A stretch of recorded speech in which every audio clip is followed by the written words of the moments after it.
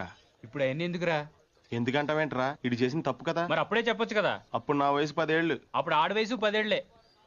ఎన్నైనా చెప్పరా, నువ్వు అలా చేయటం మాత్రం తప్పురా. ఎలా చేయటం? జీవితంతో పందెం గాయటం, అది 10 ఏళ్ల వయసులో కరెక్ట్ అంటారా?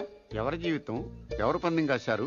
ఎవరి వయసు 10 ఏళ్ళు? నేను ఇన్ఫర్మేషన్ చెప్పట్లేదండి, ఫీలింగ్ గురించి చెప్తున్నాను. ఎందుకు ఫీల్ అవుతున్నావు?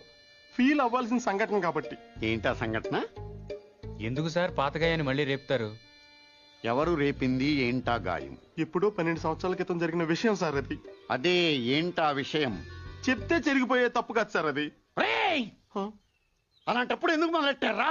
నా మానాన్ని నేను మాడిపోయిన మసాలా దోశ తింటుంటే జ్యోతిలక్ష్మి డాన్స్ చేసినట్టు వినిపించి వినిపించకుండా, కనిపించి కనిపించకుండా, చూపించి చూపించకుండా తినేసింది ఎవరు? ఏం జరిగింది? ఏం జరుగుతోంది? ఏం జరగబోతోంది? నాకిప్పుడే తెలియాలి, తెలిసి తీరాలి. ఇప్పుడు అవన్నీ ఎందుకు?